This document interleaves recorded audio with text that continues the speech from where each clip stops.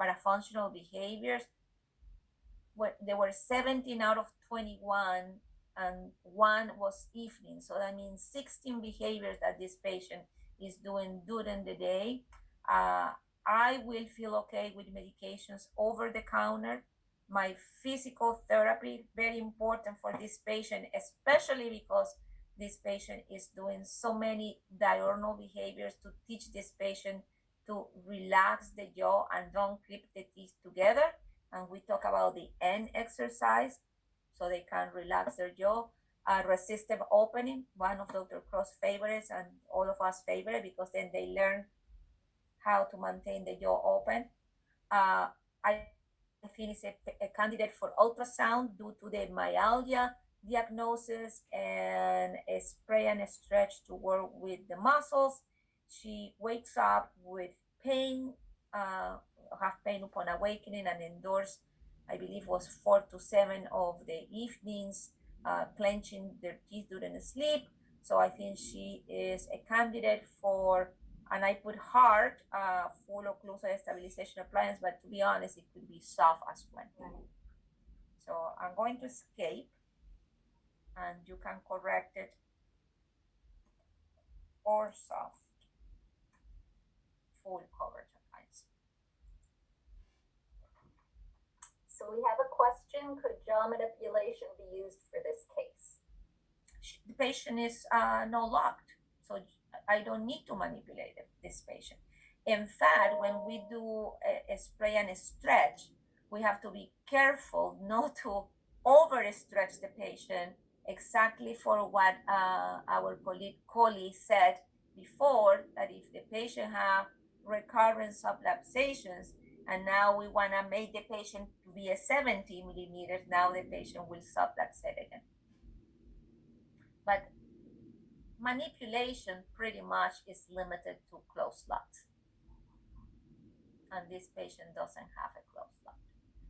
Hi, Dr. Gonzalez. The spray and stretch, does the patient need to have pain in order for you to do that?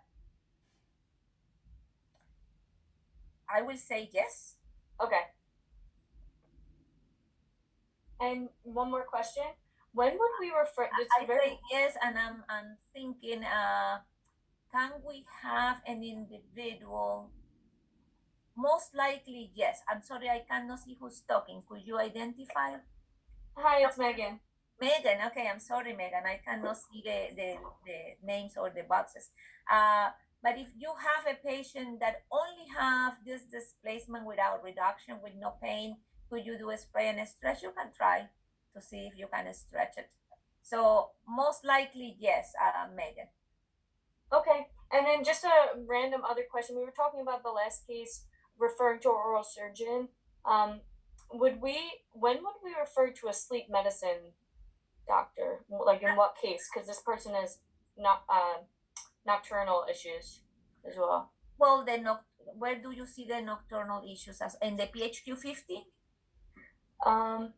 Actually, I have one coming that is specific about trouble sleep. These have a little bit trouble sleep, a little bit. Okay. Well, before referring, I think I would like to do some sleep hygiene instructions.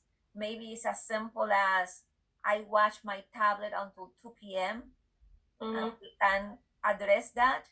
But if the patient is telling me I cannot fall asleep, I'm snoring, actually they usually fall asleep more than not falling asleep. And to be honest with you, Megan, yeah, and we are not including those instruments for your examination purposes, but for your knowledge purpose. We have instruments that are called the Pittsburgh Instrument for Sleep Quality, PSQI, IQ, I'm sorry.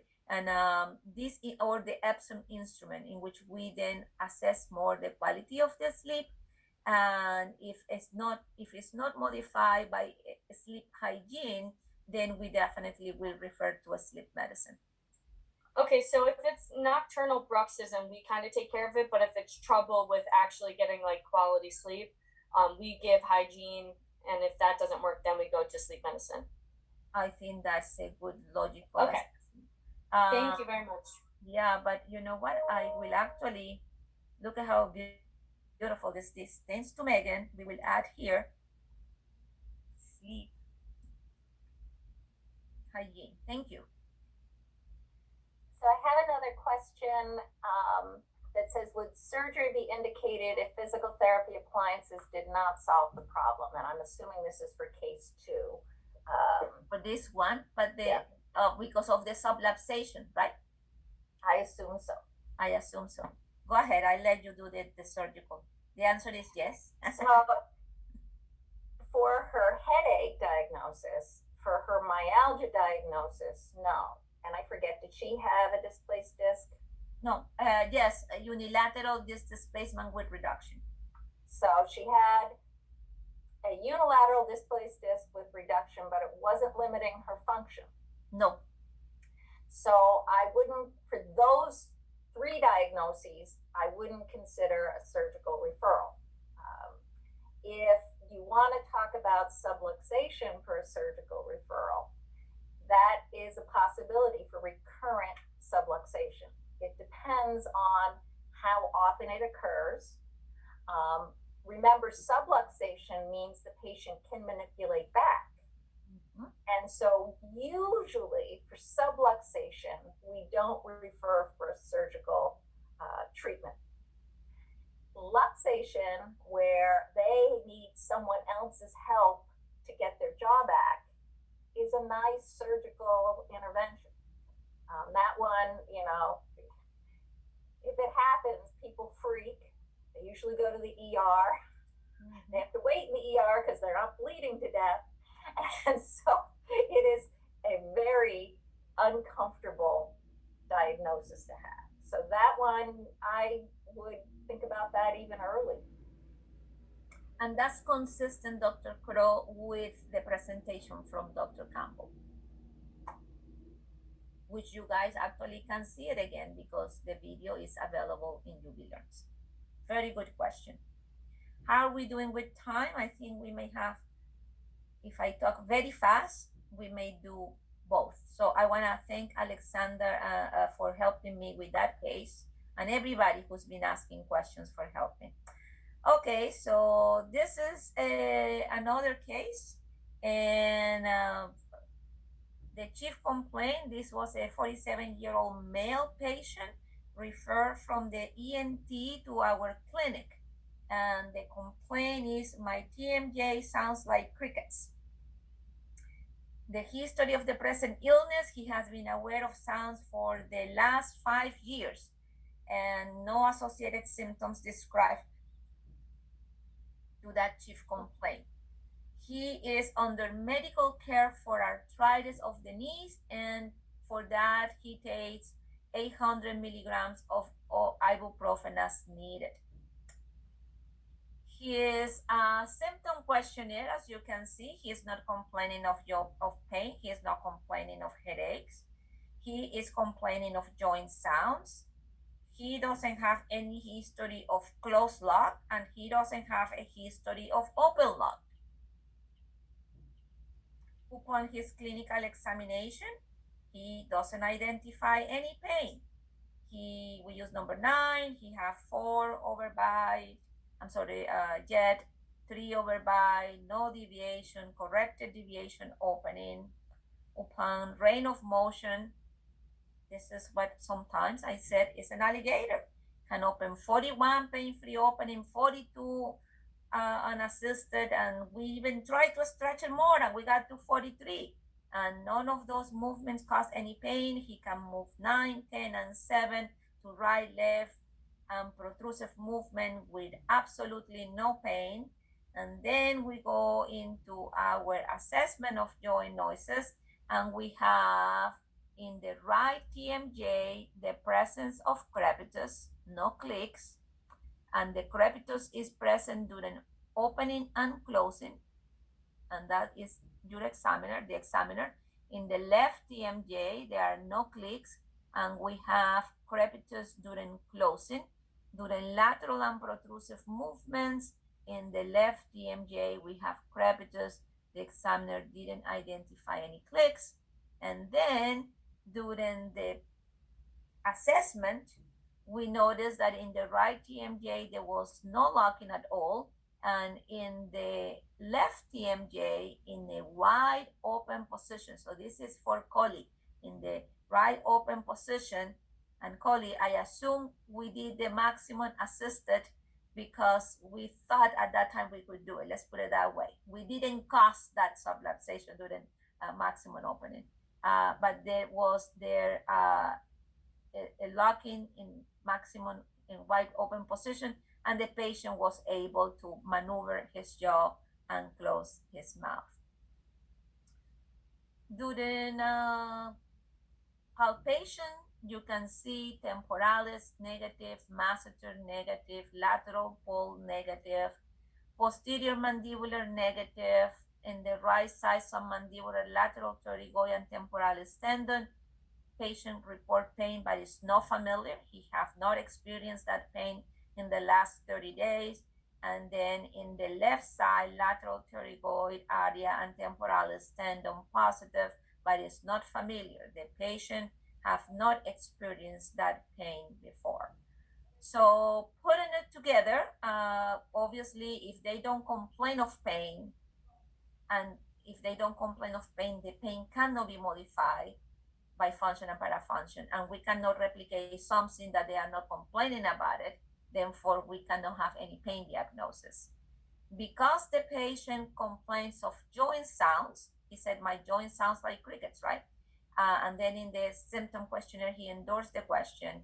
And then as an examiners, we are able to detect the crepitus in both joints. We allocate the degenerative joint disease bilaterally, and I happen to give you a open lock that was able to manipulate the patient, and that give left subluxation. So I think this is very straightforward. Do I have any questions about the diagnosis, Dr. Crawford, this case? Not in the chat. Not in the chat. So here is his pain drawing. He marked his knee. That's why he said he has pain. These are his grade of chronic pain scale, 0. He has no pain, no problem, no disability. Oral behavior checklist, he only endorsed, he thinks he clench or grinds 1 9 a month, and that he may sleep putting pressure in his jaw 1/9 a month, and hold between the teeth or by objects such as hair, pie, pencils, pen, fingers, or fingernails 1 to 3 days a week. I'm sorry, this is most of the time. So this one we must address, right, with patient education and giving him probably some exercise so he stop putting things between his teeth. In terms of the jaw function limitation scale, look at that. He no limitations for mastication, mobility, or communication. His grade JD7, which is anxiety, a score of 1, becoming easily annoying or irritable. I think we may all sometimes become annoying. But anyway, this is depression. The patient scores a 2, trouble falling asleep or staying asleep or sleeping too much. I believe it was Megan who was concerned about the sleep qualities. I like that, Megan. And question 15 is somatization. So he have pain in your arms, legs, or joint. Well, yeah, he have arthritis of the knees. Of course, he's going to answer that. And this is for Megan again. Patient have bother a little bit with sleep and feels tired or low of energy. So the treatment plan suggested for this patient education and home care, discuss the nature of the condition. I mean, this is copy from the other ones. A simple feedback mechanism adapted to the patient daily activities should be discussed and implemented. So maybe using the phone applications that we talk about it, that will remind them not to clench their teeth. or a symptom diary will make him more aware. Although I will say I will start by asking what is what he puts between the teeth. Some older individuals may use pipes, like, you know. Future sleep.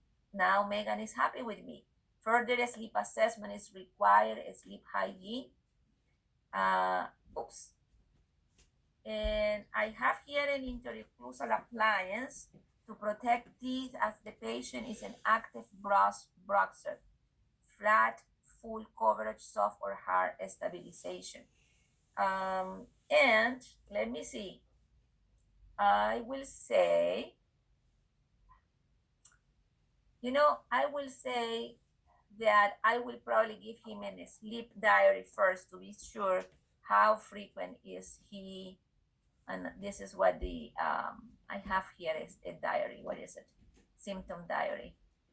Because if it's only 1/9 a month, I will not feel too strong. So I was going to challenge you, Dr. Gonzalez, on that one. Based on response of symptom diary. Can everybody make the correction to the? So in this case, I think patient education is the biggest issue because joint noises by themselves that don't interfere with function and have no pain associated with it are things that we don't generally try to treat. So trying to educate the patient that joint noises are very common, occur in about a third of the population.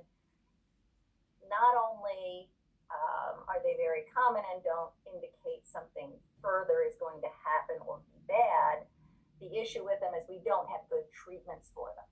So you could, in the past, people might have considered, well, if it's crepitus, if it's degenerative joint disease, maybe if I smooth off the surface of the condyle, that will get better. You'll actually make it worse. So the best thing for these patients is to educate them about the sounds and the fact that we really don't have a treatment just for the sounds. I will add to that, Dr. Crow, that I will use, the publication and the data we discussed in class, in which Schiffman 2016, if I recall the year correctly, I may be off 1 year, but the point is that 70% of the intra-articular conditions are stable 7 years later. So, the patient may ask you, that means I will be fine. And then the answer is the data shows that 70% of the patients are stable. 15% of the patients actually were joints the unit got better, and 15 got worse. And to this day, we don't know which one is going to progress. But if we kind of put all the information that we know from TMD, we know that if we have an individual that is overusing the joints or overloading the joints, the probability will increase in terms of progression of the disease. And that the only way, because I said that, is based on the fact that oral behaviors is an indicator for progression of pain, and it seems to be that overloading of the joint may be an element that helps with the progression of DJD. But this individual is a very low OBC. So, wonderful. I have one more case. Do we have time, Dr. Crow? Any questions? No questions right now. No questions. I believe this is my last one. Yes, it is. The last one you have time for anyway. That's true.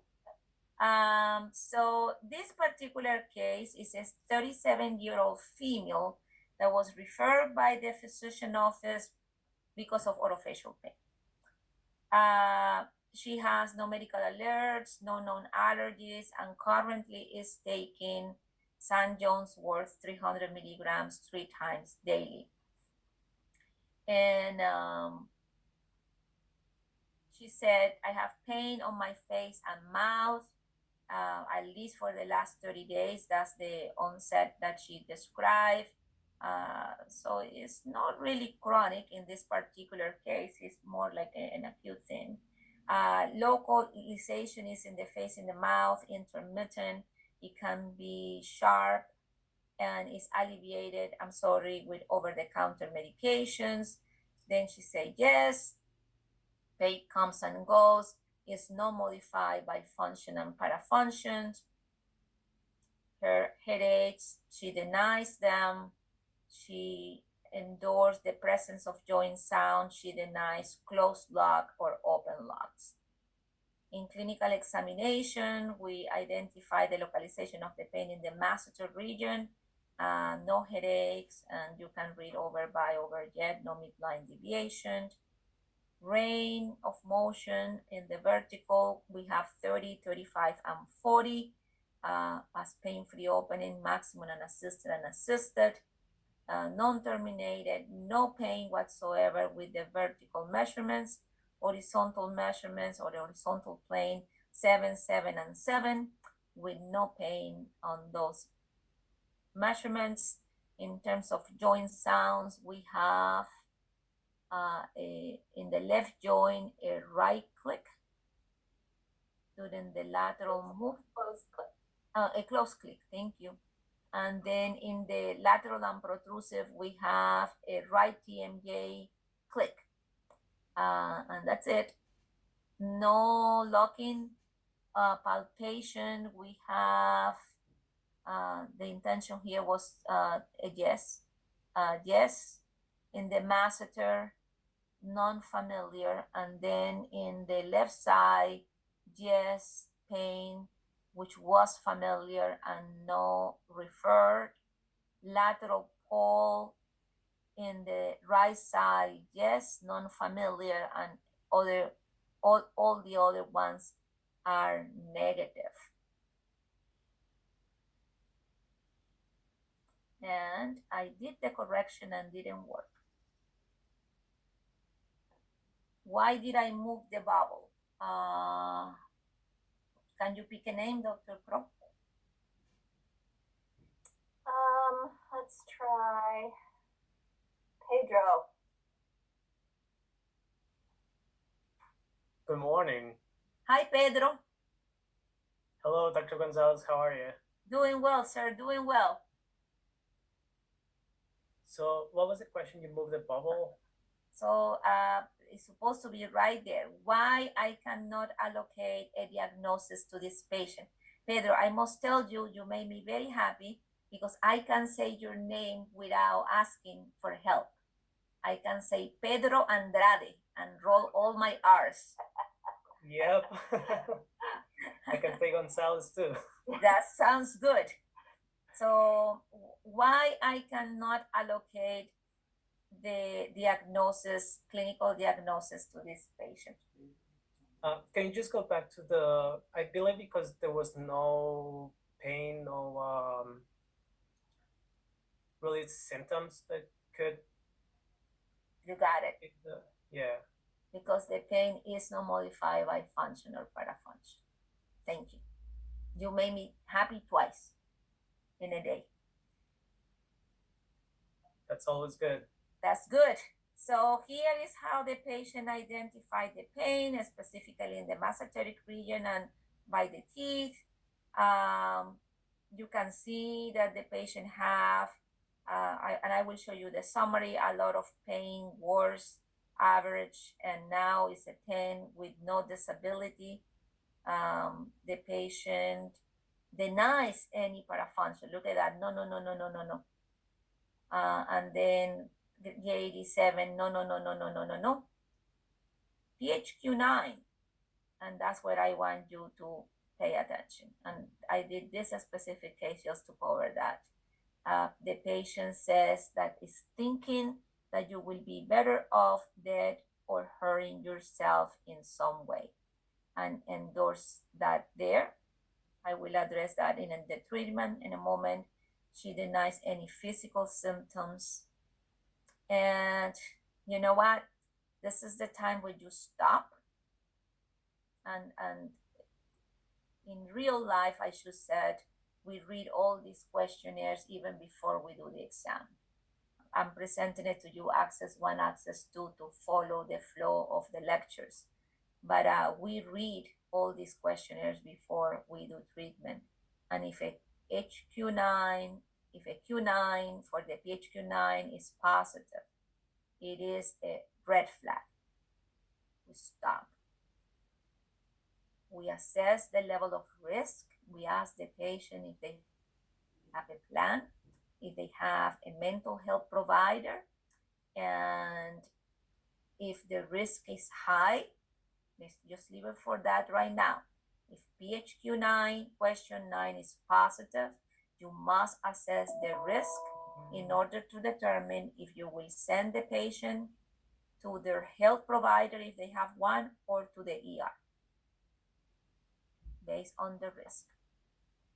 And no doubt that you will have to educate the patient and give the patient some home care instructions. Imagine that the risk was very low, and now the patient said, oh no, I wasn't serious when I thought about it, or no, I don't have any plan. I see my counselor 3 times a week. We have talked about it. Then you could then move on into patient education and home care. But because, I will say it's going to be patient education mostly, because this patient is saying that she doesn't claim, she doesn't cry, she doesn't have a problem at all, right?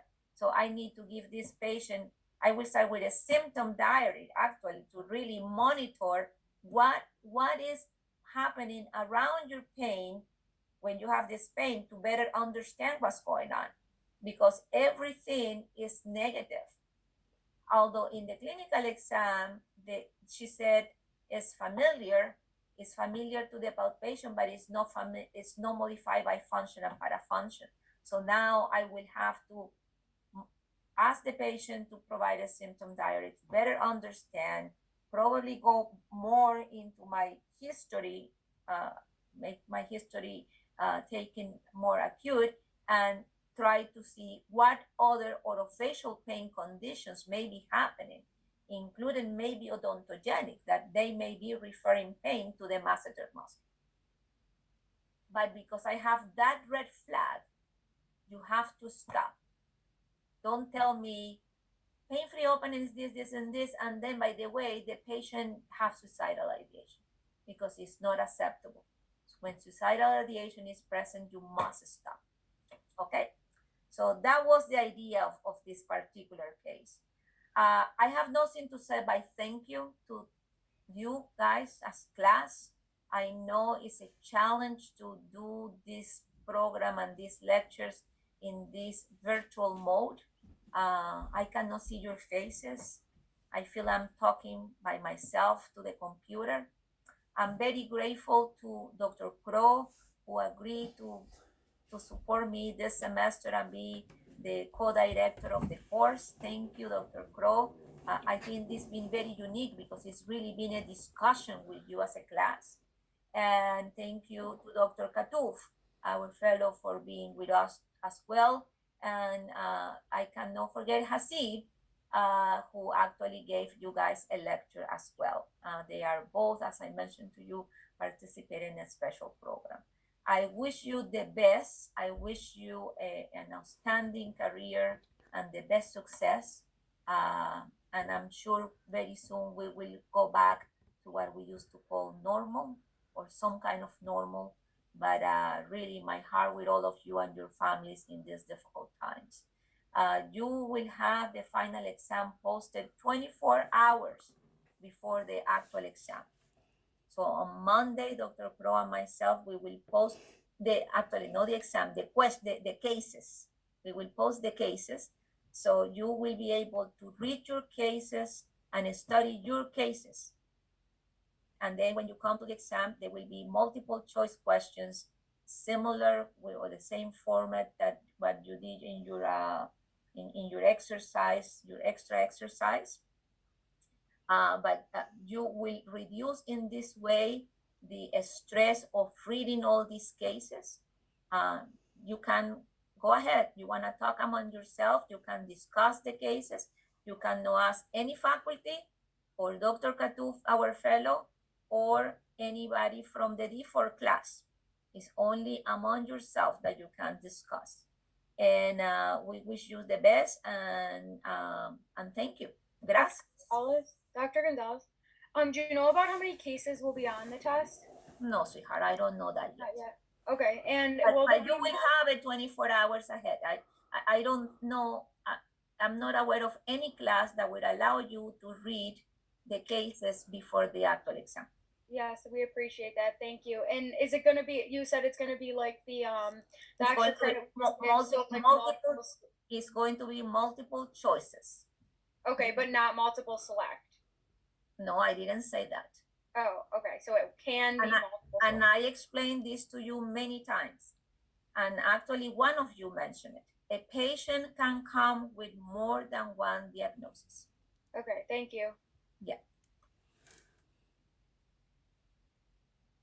Any other comments? Nope, I don't see any.